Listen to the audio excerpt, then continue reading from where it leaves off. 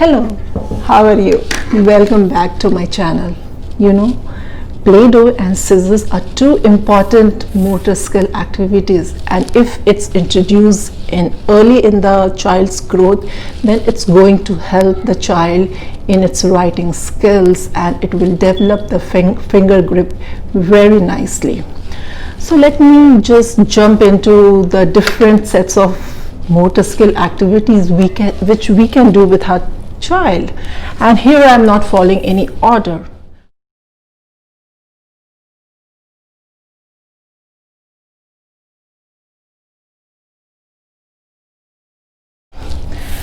This is Gunjan, owner and founder of Roots and Wings Kids Academy, and I deal with kids of all levels. So like the first motor skill activity is of course my favorite one, and that is a Play-Doh. So let's show you. So here the Play-Doh that you see, I made this with a whole wheat flour. So you can see it's little sticky, but I just use some edible color, and so it's safe for the child. When you give the Play-Doh, it's really good on the grip. You can use so many things. The child can use so many things with this. It can roll it. Here also the muscles are really working very nicely. So it can roll. So these are the things, and this is very safe if you make it all by yourself in home with the whole wheat flour. This really requires lots of strength to press. So this is one thing like you can make, and then you can teach the shapes also. Then if you want to introduce scissor in that, then you can use the scissor like this.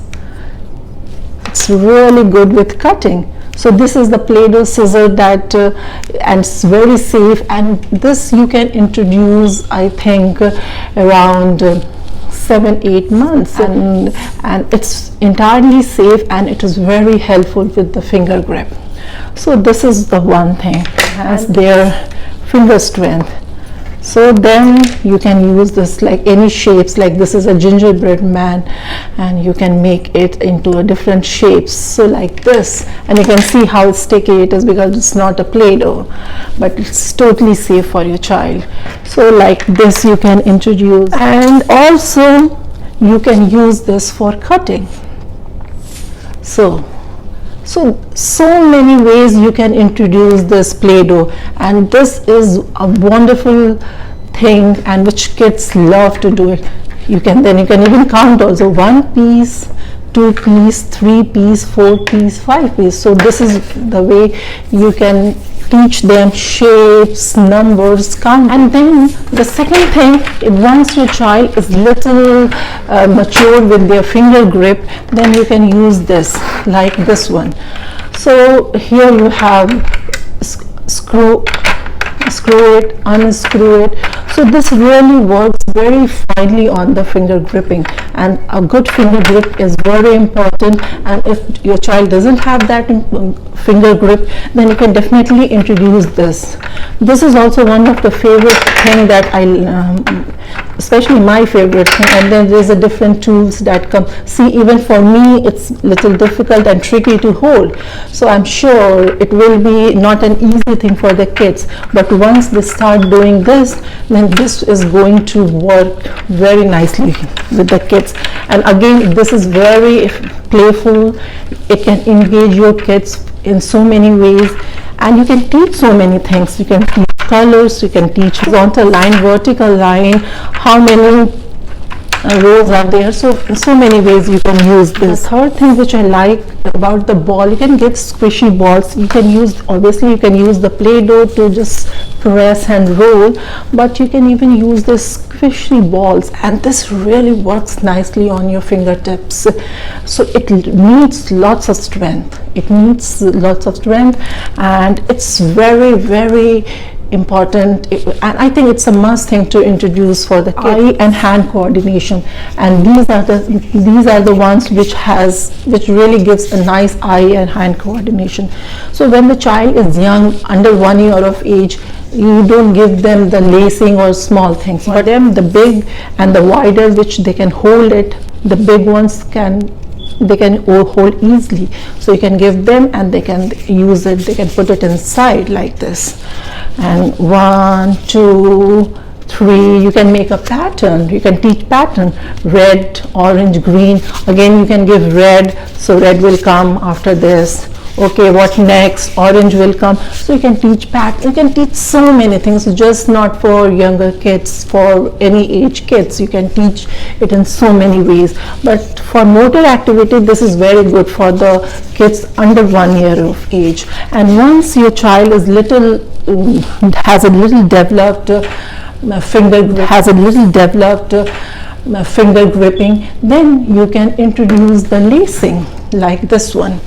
So you get these ready-made things, or you can make, and you can teach words also with this, like over, pull it down, then you can say under, pull up, over, pull down. So this is a very good way to, you can use different vocabulary for this. So it can work again, it works in so many ways, with vocabulary, with fine finger gripping. So this helps in the fine finger gripping. So it's after 1 year age, when your kid is good with the big ones. So we can use this one. Also, if you want some variety, then you will get something like this colander, and you can use that for in these holes. It works the same way. And then in that series, you can use the pipe cleaner, and then you can use different cubes into it. And like you can do the beading with the cubes, and these cubes are very it can stack, you can stack different cubes, different colored cubes you can use, so you can see how it is. And then it has different shapes. This cube I might make a video about how to use these cubes with different manipulatives. So this is also one of the good activity for kids' fine motor skill development.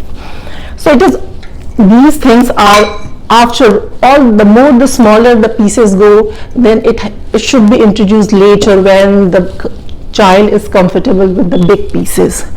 So once we are done with this, like here also I have some blocks like this. So number 5 is here. You can teach it also, and then you can ask to just put it like bead it like this. So this is also a very nice activity.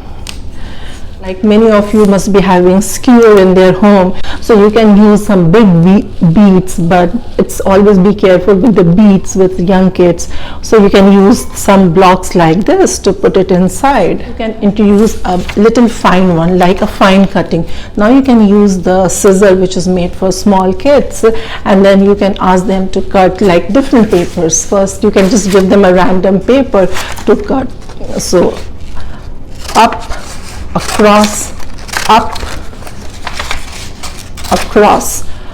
So always have the vocabulary, if it's pretend also, or if you are doing with the Play-Doh or with the paper, they should always know the vocabulary. So up, across, so keep using the vocabulary.